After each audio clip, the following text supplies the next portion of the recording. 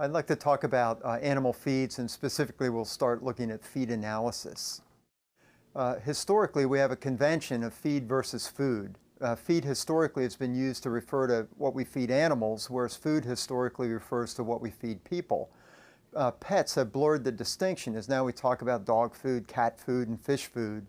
However, if you ever go to a farm and you're looking at the livestock, talk about the feed that is being fed and not about the food being fed, or the producer will know you're from the city. So we still use the convention that livestock get feed and not food. Classification in humans has been typically by food groups. We talk about fruits, vegetables, dairy products, meats, and so forth. And we have the food pyramid that recommended what should be consumed within each food group each day. For animals, though, we still base on source, roughage versus concentrate, but we also classify them based on nutrient content. What's the protein content? What's the fiber content? And also further, we base them on purpose. Is it a mineral supplement, a vitamin supplement, or a feed additive? The description of feeds, the NRC, the National Research Council, compiles feed libraries for each domestic animal species based on nutrient content of the feed ingredient. And they publish this and update usually every 8 to 10 years based on a committee work. And the publication covers many different animal species: dogs, cats, sheep, goats, beef cattle, dairy cattle, laboratory animals, rabbits. And so you can look up within each of those publications what the feed analysis is, the nutrient content is for the feeds used within those species. Also, there's a description based on the type of feed offered. And so for our pets, we're used to having canned food or semi-moist or dry foods. However, we can also talk about if you're purchasing feed, a sweet feed, a crumble, a flake. For fish, they'll be seeking and floating feeds. And also for a dairy herd, we talk about a total mixed diet, a total mixed ration, a TMR, where all their feeds are mixed together. The NRC classification for livestock is based on 8 categories.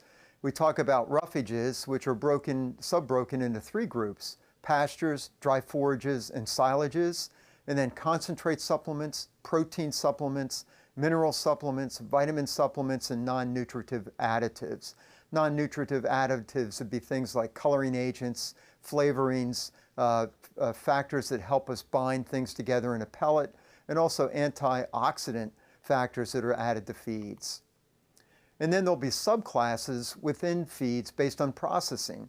And so complete feeds we may talk about as in pet foods, canned foods, dry foods, semi-moist foods, kibbles, crumbles, and mash. However, within also livestock feeds, we can talk about flake feeds. Just like we have corn flakes, we have flaked corn that could be fed to animals. We have ground corn, so we have ground feeds. We have rolled feeds like rolled oats. And we also have extruded feeds. And extrusion refers to a process by which a feed ingredient is placed under pressure through a bore, and those feed particles then become expanded, almost like a popcorn, although not quite the same method. When we look worldwide at what types of feeds are produced by the feed industry, we see that poultry are the #1 group that receives feed from the feed industry, followed by swine, ruminants, aquaculture or fish, and then pets and horses. And you can see that there's quite a decline as we move from poultry feed in millions of tons, metric tons being fed, down to equine.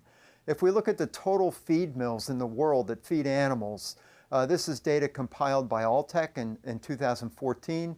They could identify 26,240 feed mills throughout the world. China had the most feed mills in the world, followed by the United States and then by Brazil.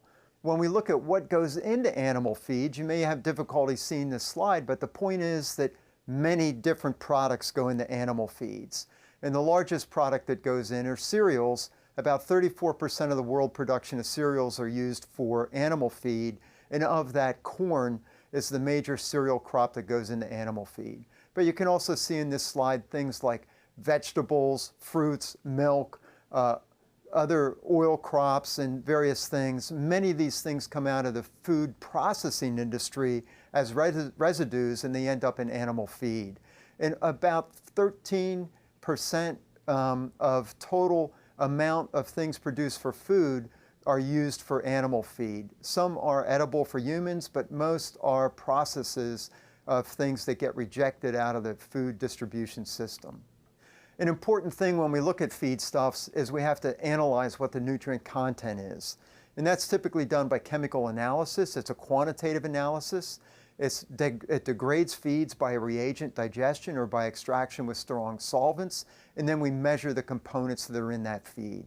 A relatively new method, although probably not so new now, over the last 30 years has been to use infrared analysis, where the feed is heated and an infrared spectrum is used to quantitate what's in the feed. An infrared analysis needs to be calibrated against a chemical analysis for each feed ingredient. And then there are biological methods that can be both qualitative and quantitative.